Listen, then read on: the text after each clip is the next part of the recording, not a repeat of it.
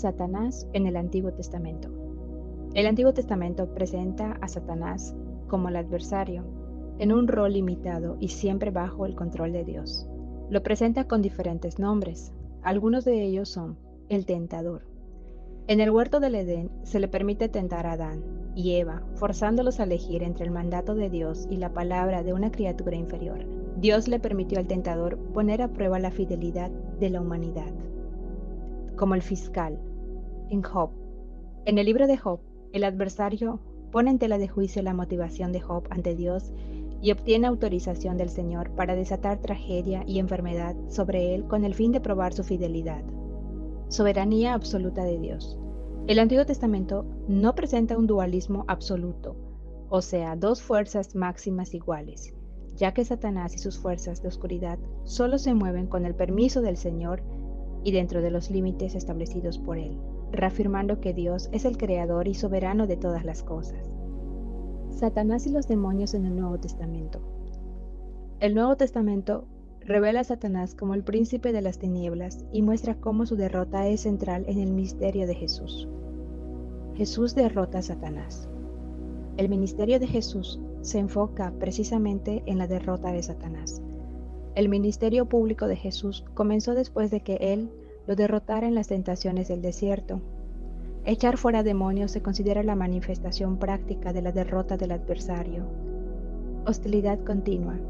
A pesar del golpe definitivo que le propinó la muerte de Cristo, Satanás sigue actuando. Ronda como un león en busca de su presa. Primera de Pedro 5:8. Estorba la obra misionera de los apóstoles. Primera de Tesalonicenses 2:18. Ciega la mente de los incrédulos. Segunda de Corintios 4:4. Lanza dardos de fuego contra los redimidos. Efesios 6:16. La victoria contra el diablo se obtiene al fortalecerse en el Señor y usar toda la armadura de Dios. Efesios 6:10-17.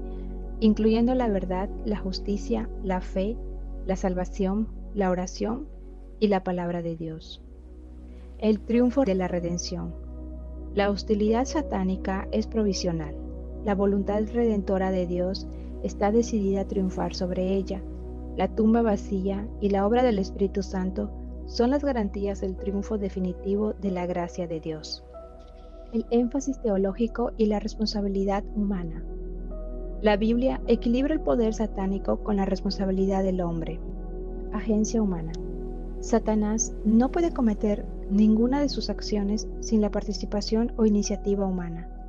La Biblia dedica mucha atención tanto a los ataques de Satanás como a la terquedad y desobediencia de los humanos, que sirven a los propósitos del reino de las tinieblas. El riesgo de la demonología. Insistir excesivamente en el papel de los demonios tiende a evadir la responsabilidad humana en el pecado. El enfoque bíblico no es estudiar al diablo, sino familiarizarse con Dios y resistir al diablo. Santiago 4:7. Satanás y los demonios en el Nuevo Testamento. Este apartado examina la intensificación del conflicto con las fuerzas demoníacas en el Nuevo Testamento, coincidiendo con el ministerio de Jesucristo y la inauguración del reino de Dios. A diferencia de la perspectiva del Antiguo Testamento, donde la soberanía de Dios es tan central que la actividad demoníaca es menos prominente, el Nuevo Testamento presenta la venida de Cristo como una confrontación directa y decisiva contra Satanás y su reino. El ministerio de Jesús demuestra la llegada del reino de Dios precisamente a través de su autoridad sobre los demonios, de tal forma que Jesús mismo declara: si yo por el Espíritu de Dios echo fuera a los demonios, ciertamente ha llegado a vosotros el reino de Dios. Mateo 12:28. Las numerosas liberaciones, como la del endemoniado gadareno, no son incidentales, sino demostraciones centrales de su poder y de la derrota de las fuerzas de las tinieblas.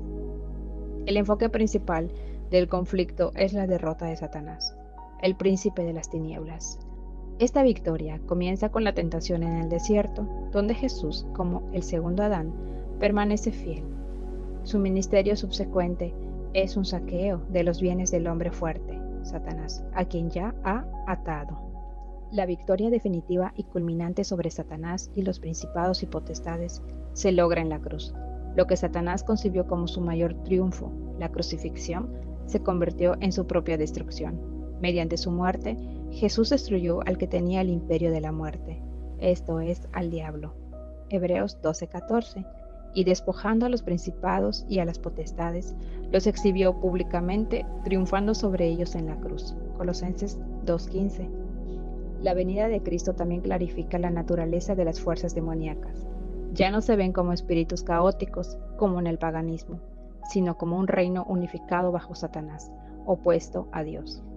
Además, se establece que los demonios no son almas de los humanos fallecidos. Esta victoria de Cristo es la base para la misión continua de la Iglesia. El mismo espíritu que capacitó a Jesús para sanar a todos los oprimidos por el diablo, Hechos 10:38. Fue derramado en Pentecostés para que la Iglesia continúe esa obra como una comunidad mesiánica.